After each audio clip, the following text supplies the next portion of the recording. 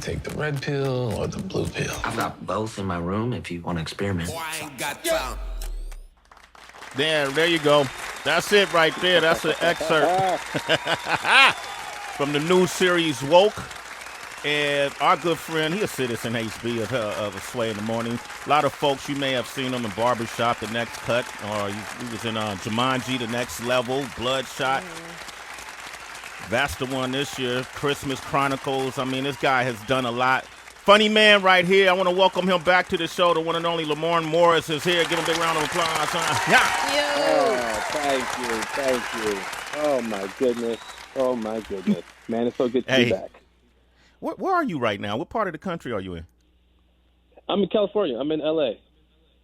Oh, so you're in L.A. What has your quarantine life? What has your COVID life been like? I mean, in terms of creativeness, being in L.A., it seems like everybody, you got to stay indoors. You got to stay indoors, and that's the part that's terrible, you know. But I'll be honest with you, being at home has been therapeutic. I get to sit around butt naked in a robe. I'm not gonna lie to you guys, I don't have clothes on right now, and I don't. And it's a good thing that we're doing audio, because if we were on Zoom, it would be a thing. It would be a problem. Do you do pantless Zooms? I do pantless Zooms all the time. I'm not gonna waste my time getting all styled up and dolled up. Right. I think that's rude. I think it's a shame for the stylist to have to go through all that work putting on bottoms when nobody's going to see it anyway. Mismanagement of time. Yep. Exactly. There's nothing wrong with that, though, man. There's nothing. You can't expect people to put the full suit on, right? Why would I put on the slacks when I got on the blazer, right? It's 100%. I know we used to see that all the time as a joke, but nowadays, we're living in that time where people are genuinely doing that. You know what I mean? Like that's exactly what I do. Being creative at home is one of the things that, or settling down at home because of the pandemic. Actually, I got a lot more work done.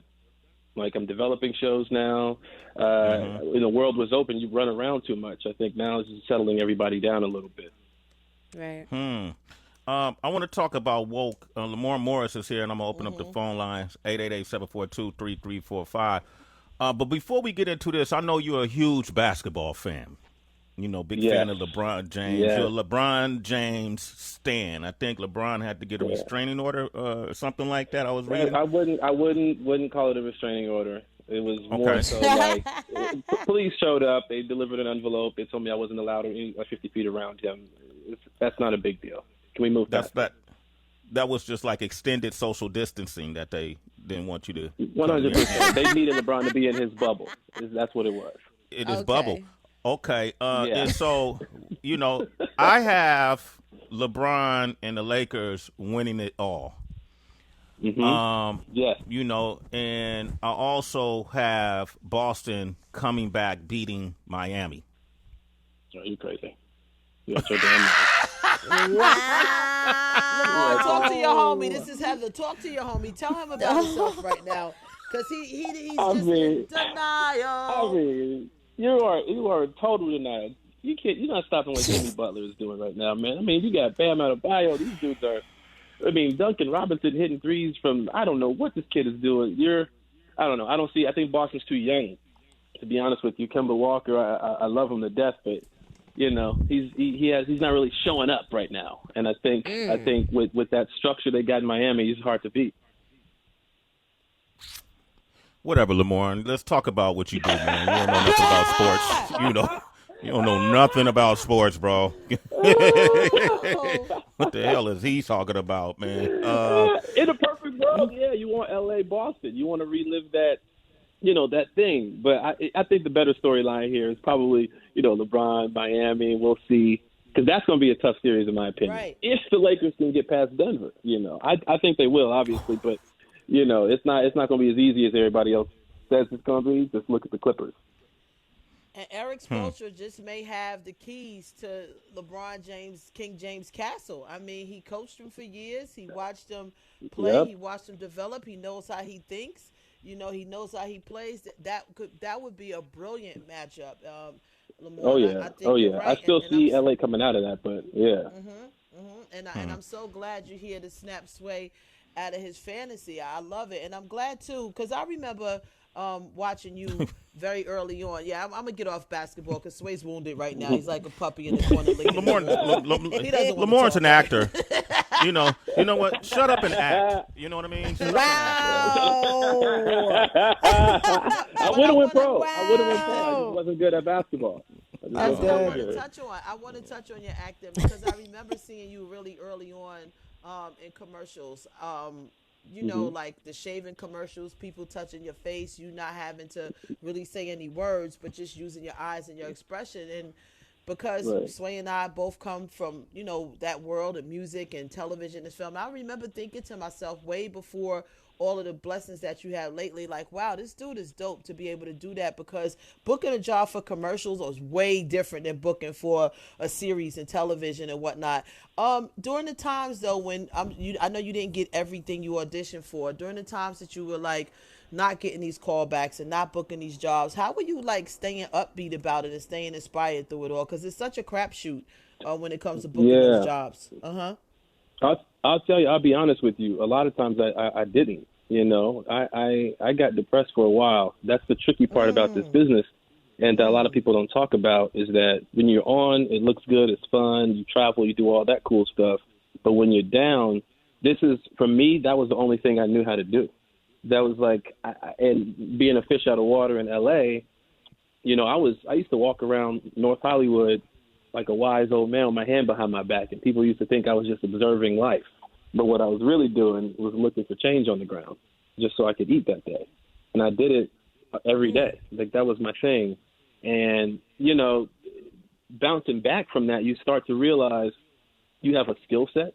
And it took one audition that kind of kept me upbeat. I booked one audition because I was late for the audition, and I had to go in cold. And they were asking me if I read the script, and I lied. I said, yeah, I read the script. So when I got in the room, I just improvised. I just made stuff up, and I booked it. And I thought, you spend all this time auditioning trying to be this character that they want you to be, or you think they want you to be, but there's only one Lamorne. You know, there's only you know how to improvise better than most people, so why don't you try doing that? And that was my fallback, and that ended up becoming the strong point for me. So that kind of kept me upbeat, knowing that if I just stuck to who I was, eventually it would start landing, and it did. Wow, bro! Thank you for sharing that, bro. For real, that's crazy.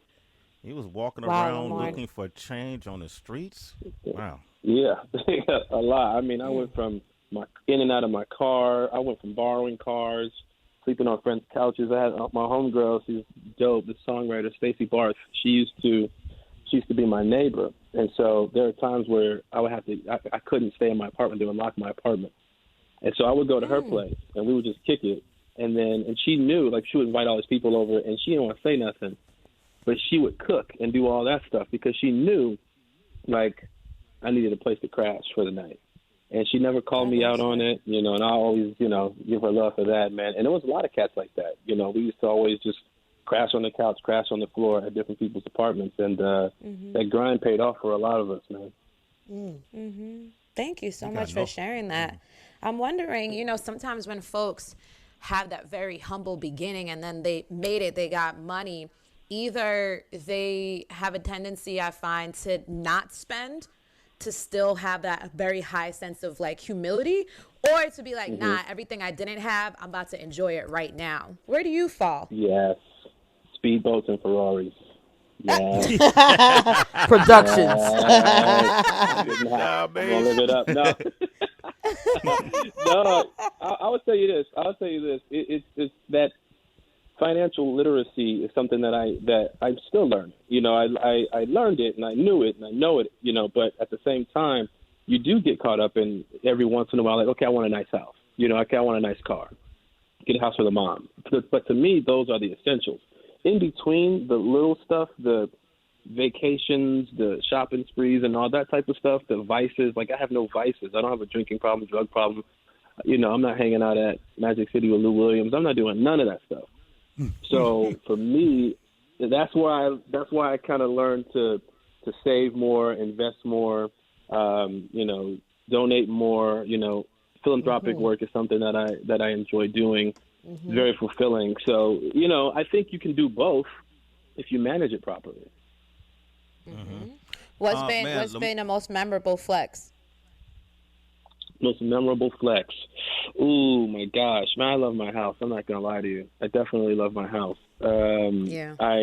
It's something that it's a flex, but at the same time, it wasn't an intentional flex. It was more so like I know what I needed and wanted in the house, you know, and so we ended up getting it, and we definitely that was another cool thing about quarantine was that, you know, I was very happy to have time to think and space to, you know, to just understand what's happening this year and just to kind of settle myself down and relax a little bit. So that was probably it. But yeah, I'll be honest with you, living in the house now, I'm like, I'm about to sell this damn thing.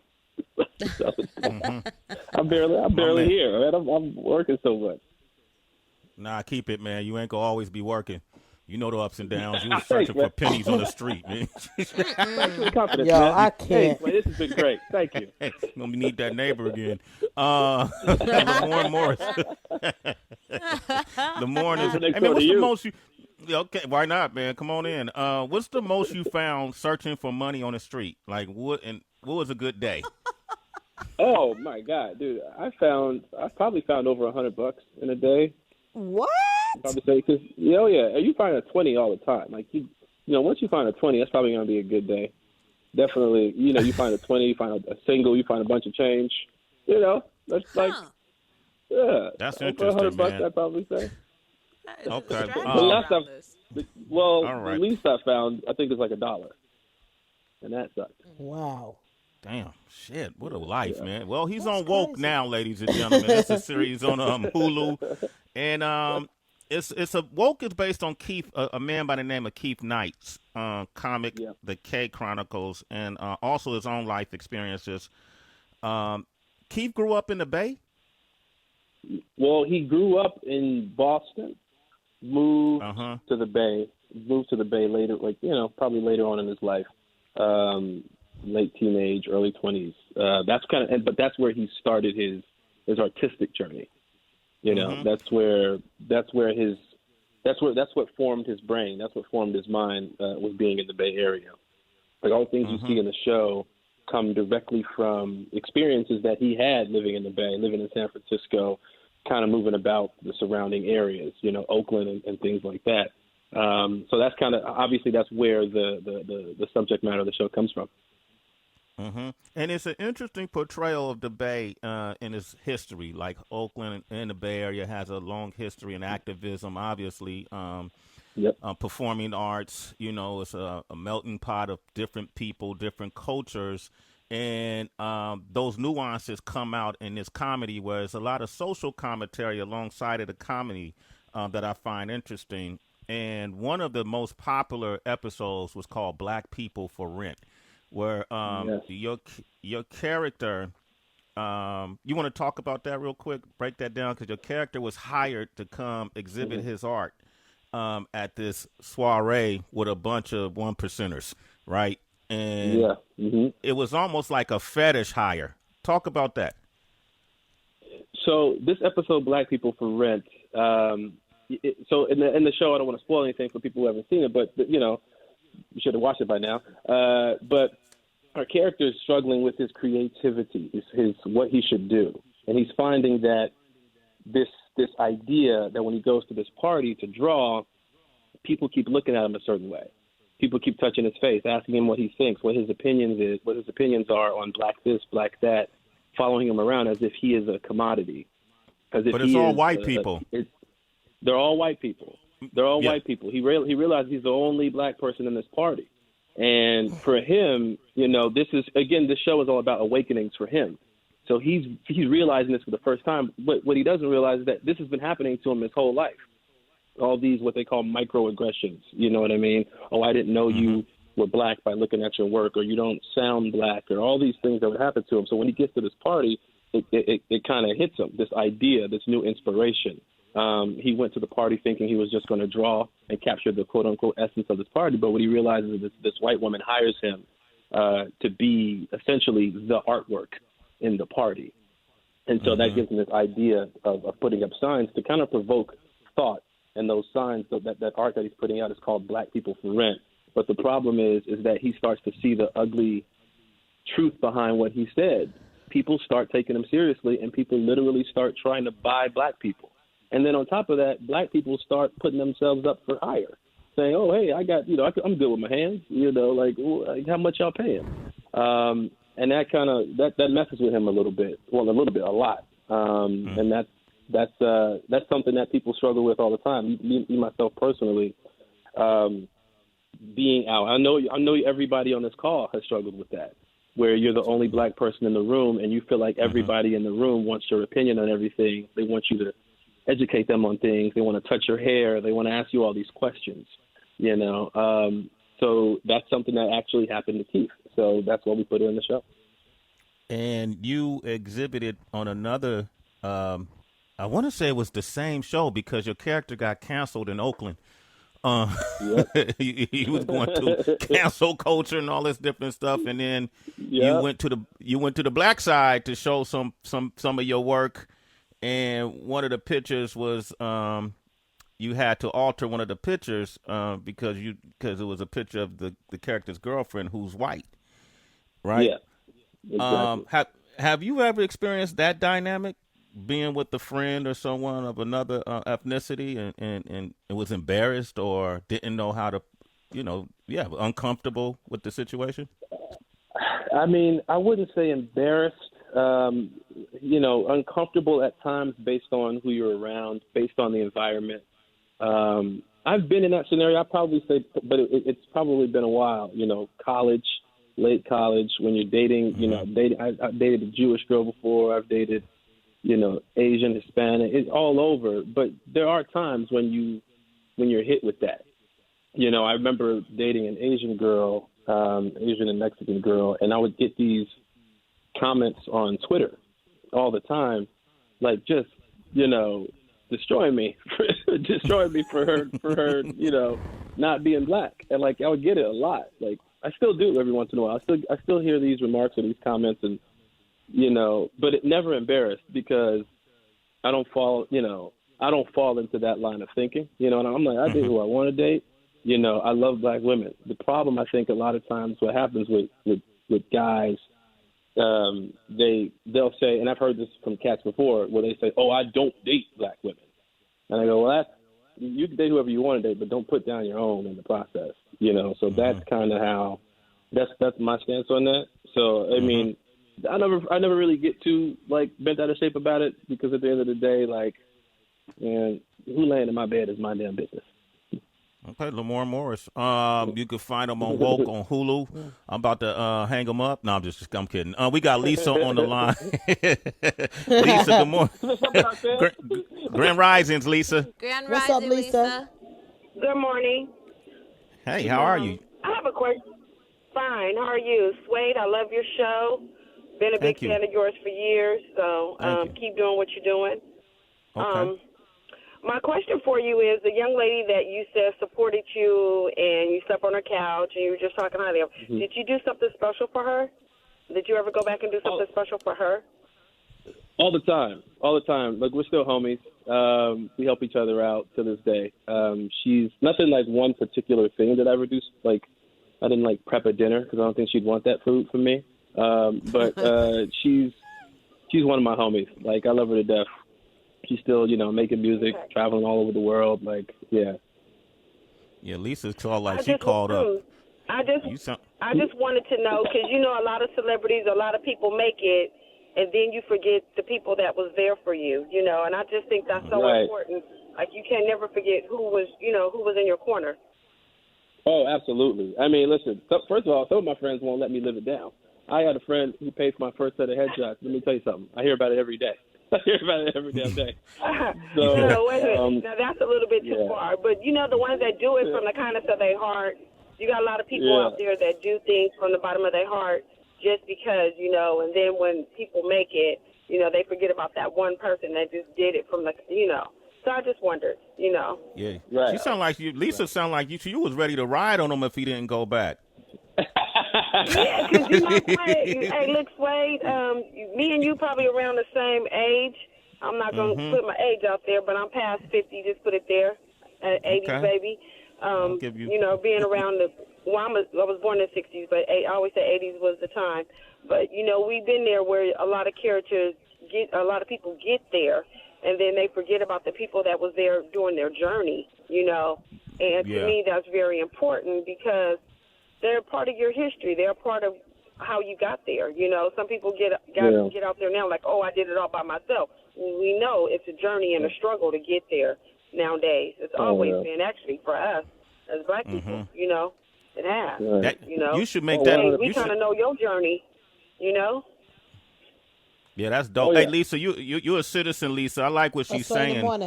And you might want to make that topic. You might want to suggest to Keith that y'all make that a topic in the next season, right? Oh, 100%, 100%. Man, we're playing around with a lot of ideas.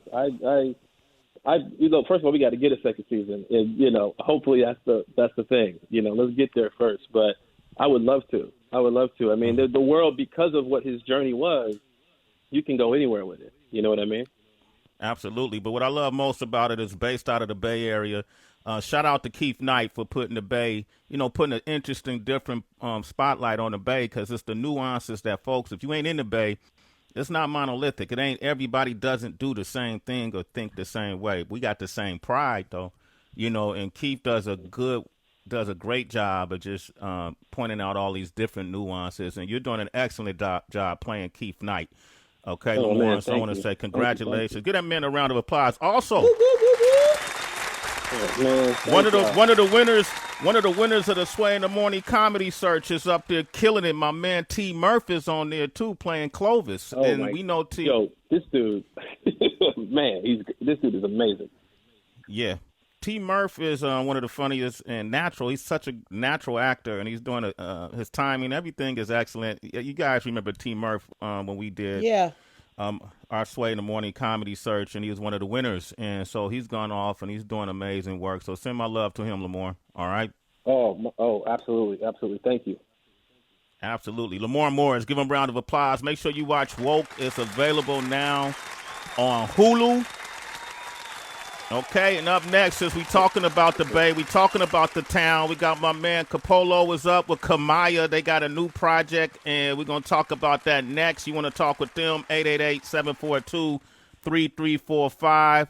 Sway in the Morning, Shade 45. Let's go.